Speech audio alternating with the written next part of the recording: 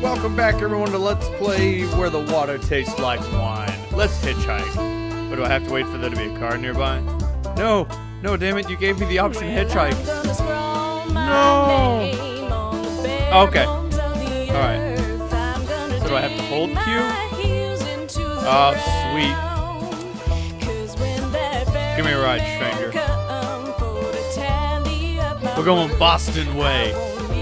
Woo! Alas, I'll be missing all the tales of New Hampshire. Okay, they will drop me off at New Hampshire. Mighty fine. Thank you, sir.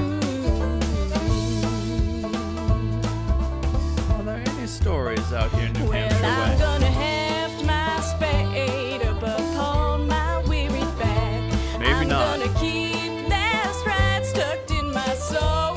Apparently not. Didn't you know that New Hampshire is just a barren waste with damn near nothing in it? Alright, back to 95, I guess. Don't I feel like a silly Billy? Live free or die? More like live free and die, am I right?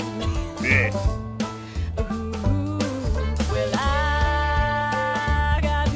Alright, let's search.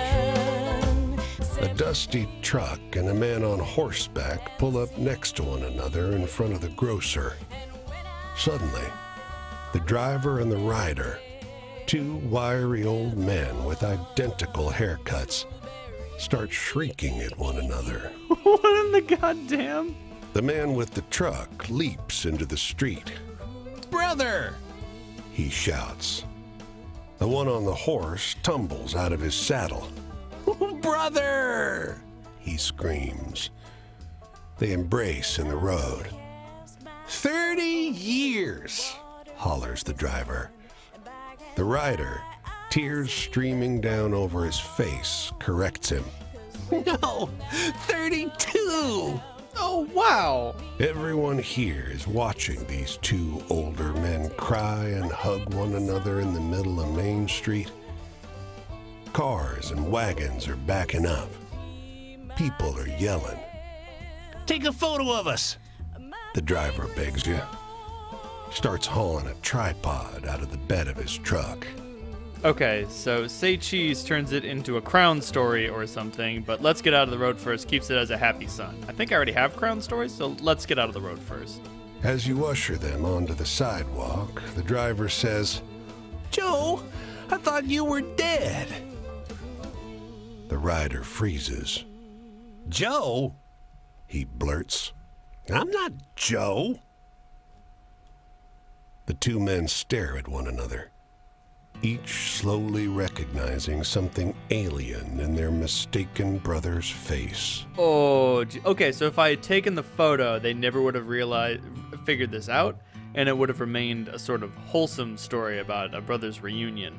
But instead, by giving them some time to think about what's gone on, I've turned this into some sort of like spiteful, bitter fool story, just like, and didn't you know it? They weren't brothers at all. Alright. Enter Boston. What's in Boston, eh? Ooh, explore, earn money, train station. How do I earn money? I'll look for some work. No need to panhandle. I'm young, I'm able, I'm spry. I'm a spry skeleton. Can you lift this? I'll give it a shot. It's huge and unwieldy, but light as anything. Carry it down to my house and we'll work something out, the woman declares. You have to package and follow her. She begins a rambling story about her living room, her interior decorator, her husband tasting rugs. Fascinating, ma'am. Followed by the sound of her voice. The lamp box is so large you can't see a thing. Eventually she exclaims, "Here we are, thank God." You lay the box down in her living room. It's nowhere near as luxurious as she made it sound. A card table, a ratty couch, and a wall tapestry done in a grotesque imitation medieval style. "This will really tie the room together," she exclaims. At least she tips you well. Move on. Alright. Apparently I got some money. Let's explore. This city is like no other you've been to. Crooked streets splay out in a maze of narrow passages, no two alike. Soon, you find yourself in twilight, utterly lost. Bright light crests around one corner. A car approaching. Sounds like Boston, all right. A maze of one-way streets. Keep walking. Ooh. Give me a bitter full spite tail. Unable to afford rescue, you keep walking. The asphalt turns to crooked cobblestones that threaten to wrench your ankle out of place. Was this always a moonless night? The stars multiply, each one looking like a pinprick through which light is exiting the terrestrial world. Well, that sounds bad. Continue walking. It's hard finding your way through in pitch darkness. You go by touch and sound, feeling the scale of the streets by the echoing of your footsteps, fingers tracing the rough surface of the buildings. And then, a rumble of noise in the distance. Listen. You quiet yourself, suddenly fearful. The clear sky tells you it's not thunder, but cannon fire. The city comes alive with fires and shouting. You find yourself trampled by a mob of men in thick brown coats, a phalanx of bayonets advancing up the street. What in the hell? When you come to, there's no sign of the commotion, the war that you were just caught in. The comically shrill honk of a Model A running up the road startles you, and you crawl toward the sidewalk. Above, the sky is a sharp, cold, cloudless blue. Let's move on from that then. Strange clamor on the streets of Boston. To the store! What can I buy? Hot apple cider, which relieves my rest. Clam chowder, which gives me extra health. And iced coffee, which apparently relieves my health. And a glass of wine, well, that'll cost me a fancy $1. Apparently I only have $50. I don't know how I'm doing on those things, but I got the money, so I'll just keep it. Let's boogie. Here, let me just turn around, please. Oh, wait. Before I head to whatever that sign is, let's collect this store mighty quick. The hotel is an old manor house that's seen better days.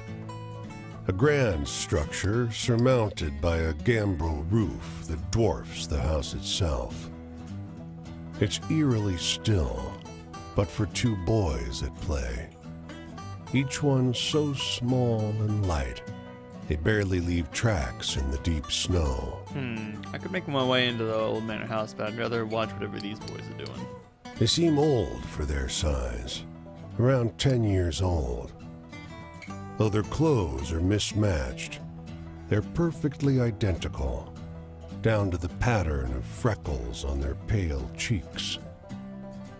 They conduct their games in eerie silence. Guess I'll make my way inside. The clerk behind the counter is old, and your room key is worn. But night approaches, and the price is low. Just before you shut the room door, there they are, the twins, staring at you from the corridor. Come play with us, and other such things. Let's get some sleep. In the morning, as you leave, the clerk asks, "Did you sleep well?" Ooh, mystic, tell the truth. Too tired to lie, you tell him about the noise outside your door, the trampling of small feet on the corridor outside, the dreams disturbed with violent and hideous images. "That's odd," he says, weak-eyed. "There are no children staying with us." Welcome to the Overlook. May I take your coat? The Silent Twins. Alright. We got a bonfire here. Okay, I can make camp. What happens when I make camp? Quinn by Clara Sierran and Silverstring Media. Hey there, stranger. You're welcome to enjoy this fire with me. If you're respectful, that is. Alright, I'll remember to mind my P's and Q's and hold my tongue. This here is my spot, and I ain't inclined to share it with any bad characters. You can call me Quinn. Mighty fine to meet you, Quinn. These here are my venturing companions. Cass is the big un, and the one with the spots is Flip. Cass and Flip. Got it. I usually beat my way on the rails, but the road news said this town was fat and the weather was fine. So I'm taking in the sights and seeing what I can drum up. How old are you, Quinn? Hey, tell me a funny story. You seem like you still got a sense of humor. Funny story, eh? Here are all the stories you've collected so far. They're organized by subject because the boss likes the tarot cards. This is the subject of each story here. If you tell this person a story about love, for example, they'll tell you something from their own life relating to the subject of love. Poor things. As the night goes on, this icon will move from left to right. When it reaches the right side, the night is over, and so is your storytelling. The person you're talking to will usually tell you where they'll be next so you can find them again if you wish. If you tell them the types of story they request, you'll gain their trust, and the eye will open. When it opens fully, the next time you meet them, they'll open up more about their life. They'll remember this from conversation to conversation, so don't feel you need to open the eye all the way on your first time you meet someone. Dance around and get to know them. The past memories. The lovers, love, of course. The Nine of Swords, sadness. The Devil, bondage, traps, and imprisonment. The Fool, freedom. The Emperor, authority. They want a funny story. The Sun. That doesn't sound too funny. That sounds more mean than anything. Tell the story of the seagulls and the fishermen near Portland, Maine. The future. No, that doesn't sound too funny. No, that doesn't sound funny either. No, that doesn't sound funny either. Oh, I guess I'll go for the two brothers because that's the closest thing I got.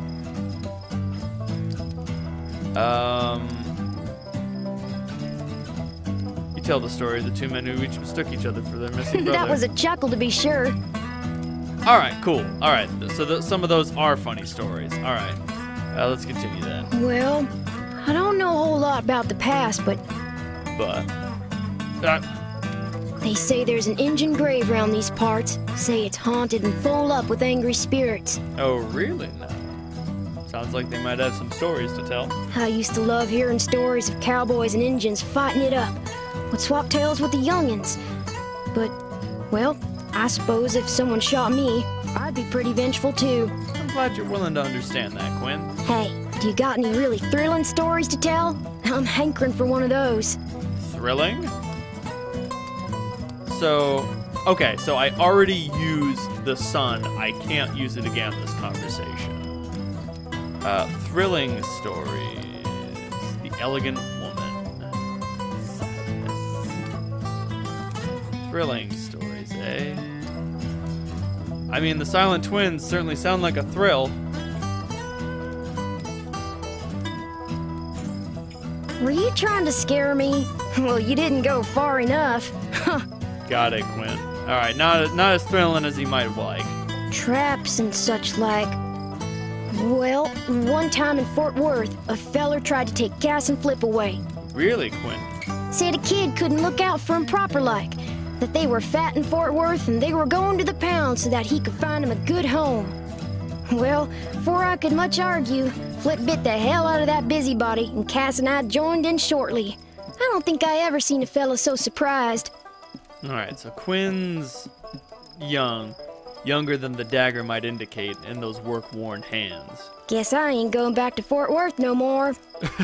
Hey, tell me one of those exciting stories. Exciting? I mean, the story of the boy who ran away from his father is as close as I got to exciting, I think. Now, those bootleggers might be exciting, though. Let's go with that one.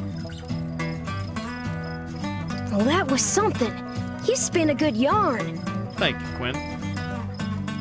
Authority, bosses and such. Yep. I ain't nobody's little Angelina if that's what you're asking. I take care of myself and my dogs. Well, that's good. I don't need no jocker looking out for me, so if you're offering, don't. Shoot, I thought I told you to be respectful. What? You want to keep enjoying my spot or not? Think about that. I want to hear a story about ghosts or murderers or something. Scary stuff. Ah, damn it. Well, the closest thing I got is the story of the elegant woman with the scar on her throat, I would say. Ain't life got enough tearjerkers in it without telling stories like that? Jeez. Sorry, Quinn. Sad. Well, so you think just 'cause I'm young, I gotta be sad, crying after my mama every night. I didn't say that. I don't need you looking after me, so if you're offering, don't. And I thought I told you to be respectful. Jeez, Quinn. You got a monkey on your shoulder. What you really ought to be asking yourself is if you want to keep enjoying my spot or not. Jeez. I want to hear one of them venturing tales. Got any? Venturing. I can tell you the boy who ran away from his father in Maine. Certainly would be an adventure. That sure was a downer. Give me a good venture tale instead any day. Oh, guess that wasn't adventuresome enough. Freedom. Well, teacher used to talk about freedom like America was eat up with it. But the tramping kind seems to be just about the only real freedom still in supply. Oh, really? Ain't no freedom from an empty stomach or bad weather, unless you're rich. Sounds about right. Oh, heck, the night's over already. I sure enjoyed talking to you, but I gotta get on. I think I'll see what's happening up the road this way. Alright, so if I want to talk to Quinn again, I can find him on the west side of New York. My, ain't this place big. Alright. Close the map. Thank you very much, Quinn. It was a mighty fine talking to you. The tramping life suits me just fine. Every day is a venture. With things being so depressed, folks walk around like it's the end of everything good. But it ain't. I'm glad you're still hopeful, Quinn. Plenty nice things to see if you know where to look.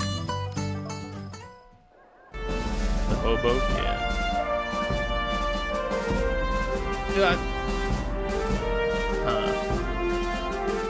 I don't seem to be able to locate their burial ground. Rhode Island is so small and has nothing in it. Sounds about the size of Rhode Island. I didn't say that. I didn't mean it. Alright, what do we have here? As you walk down the road, a black crow flutters down to land in your path. It looks at you, cocks its head, and speaks. Well, you got a long, long road ahead, don't you? All these people to chase down, or so I hear? It laughs. I got some experience when it comes to chasing folks down. Tell me about it, Crow. Well, if you want, I could go find your friend again. Ask them more about their life. They might want better stories this time, though. Didn't they tell you where they were headed? Yes, they did. But hey, the world is full of people. Bet you could find another friend like that if you went looking around. There's more than one interesting person in this land, for sure. It gives a gravely laugh. That's what humans say, anyway. And with that, it launches into the air and disappears. Let's move on. Alright, that didn't seem like a story so much as like a tutorial. Hold left control to whistle. If you match the notes, you'll walk faster. Use the left arrow, up arrow, and so on.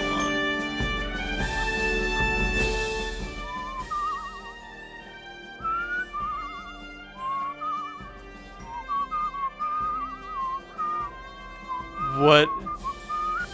Darn it. Okay, wait. So... Okay. So if I can finagle both of these at once, then I will get a speed up. What? What in the hell is this? Alright, that's enough of that. The edge of summer has turned the ocean choppy and misanthropic, and the skies miserably gray. The boardwalk prophetess lured you into her tent with a promise to read a fortune for free. Seems like business is slowed to a crawl already. Well, darn, I'll sit at the table. Before you lie the instruments of her profession. There's tarot cards, Rider-Waite, but also Marseille for traditionalists, rosary beads and costume jewelry, and of course, the centerpiece, a great glass globe. You wouldn't be a true mage without one, right? I'll listen to my fortune. With practiced theatricality, she goes directly for the crystal ball, Be a good letting sport. her eyes unfocus as though she can see a great distance into it. She brings up names, places, asks if you've known someone called John, if you have a relative in Newark. Everybody knows someone named John, so I can be a good sport or I can be a dick. I don't know what that kind of story is, so I'm gonna like to be a dick. You deflect her cold reading. What could she possibly know of your life? Her frustration with you mounts. When she abruptly stops talking, you think she's simply given up. But no. Well, then what's wrong? Your eyes, she says, her voice suddenly drained of the bassy drama that was her stock in trade. You've met him. You've seen him, too. You carry him with you. Yes. Did you miss me? The words that come out of your mouth are not your own. They seem unwilling or unable to form properly out of a human throat. They're more like snarls, warning noises of a vicious animal. Mr. Man in Gray, I did not agree to this. You said nothing about possession? The glass globe shatters. Your vision is hazy, and your body is not your own. You came far to get away from me, the voice lodged inside you says. But this one has a way of wandering. The fortune teller has collapsed, cowering. Consider your debt to me repaid. Blackout is my option. When you come to your senses, you're lying face down on the rough wood of the boardwalk, sore and weak. An empty patch of wood, cleaner than the surrounding planks, is all that remains of the fortune teller's tent. Move on, it's all we can do. The fortune teller and the curse. Alright, that'll do for this episode of Where the Water Tastes Like Wine. Ooh, I see something a little over this way that I'm gonna mosey to, and we'll check it out next time. So if you liked what you saw, if you want to continue the adventure, please hit subscribe. And if you think that what I do is really keen, you can send me a couple bucks monthly on Patreon. I can use that money to do fantastic, amazing things like make more videos, start streaming, hire an artist to do cool shit, and do this coolest thing I can think of. Find more intrepid individuals. Until then, good night, everyone.